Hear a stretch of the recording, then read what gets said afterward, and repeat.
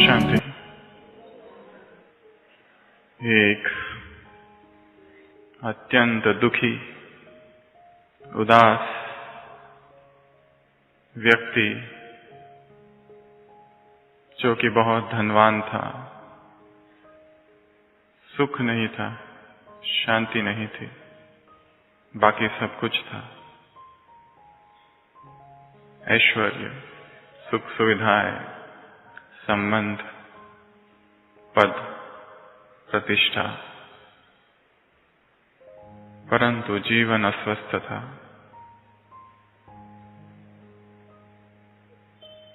अंतस में शांति की वो सरिता कभी नहीं बही।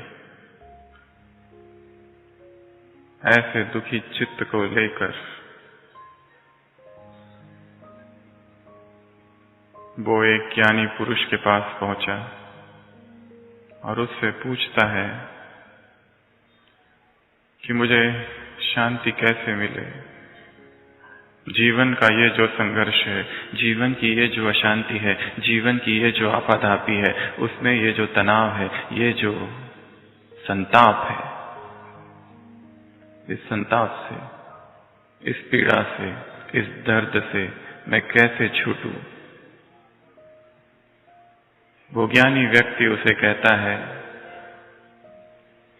मैंने सुना है एक आचार्य है और वो गीता का बहुत अच्छा पाठ करते हैं और मुझे लगता है कि शायद तुम्हारे इस प्रश्न का उत्तर उनके पास है। तो वो धनवान दुखी व्यक्ति उस आचार्य के पास पहुंचता है और उनसे कहता है कि मैंने सुना है आप गीता का पाठ करते हो, मैं भी सुनना चाहता हूं, मैं भी समझना चाहता हूं, क्या है वो। तो वो आचार्य कहते हैं बहुत अच्छा, परंतु इसके लिए तुम्हें 3 मास देने पड़ेंगे, क्योंकि गीता में कुल 18 अध्याय है। उन 18 अध्याय को समझने के लिए कम से कम 3 मास तो लगेंगे। वो व्यक्ति कहता है 3 मास तो बहुत ज्यादा है, मेरे पास इतना समय कहाँ है, कोई और विकल्प। तो वो आचार्य कहते हैं चलो ठीक है, ये जो 18 अध्याय है इनका सारा सार 18वें अध्याय में है, तो मैं तुम्हें केवल 18वां अध्याय सिखाता हूं, पर उसके लिए भी 2 हफ्ते लगेंगे। तो वो व्यक्ति कहता है 2 हफ्ता तो बहुत ज्यादा है, मुझे कुछ इंस्टेंट बताओ जिससे फटाफट हो जाए काम, इतना समय मैं नहीं दे सकता, 2 हफ्ता बहुत ज्यादा है।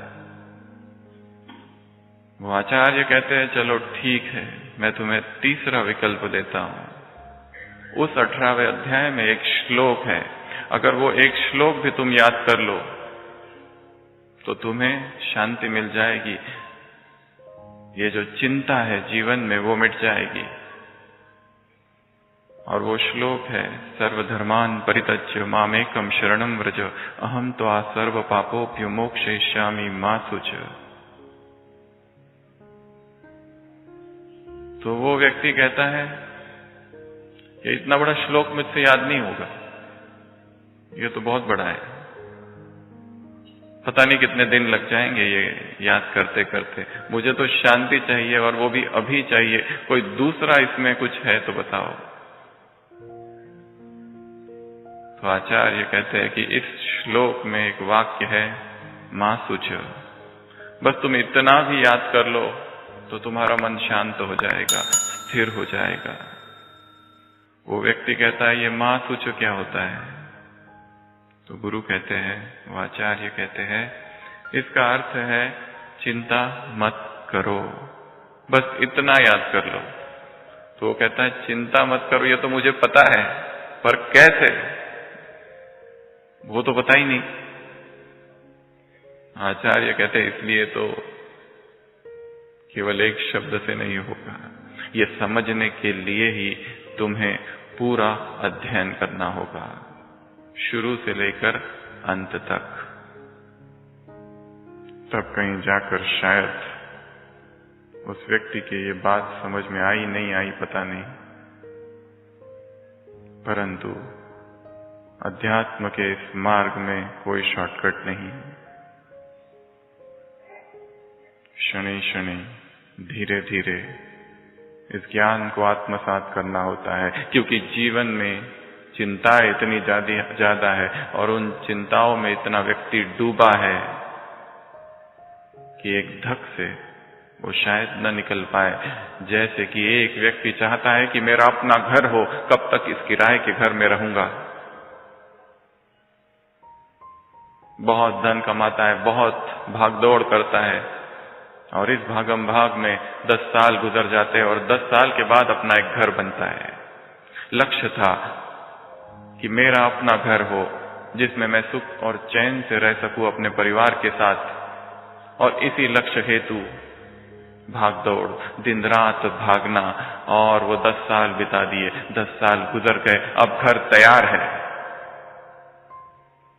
अब कोई चिंता नहीं है, अब कोई दुख नहीं है, अब सुख चैन की जिंदगी है। परंतु जैसे ही घर में जाता है,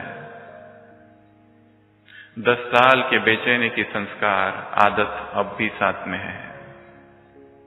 घर तो है परंतु चिंता करने की आदत और दुखी होने की आदत और भागम भाग करने की आदत अब साथ साथ चल रही है। तो अभी भी वही है जहां वो पहले था।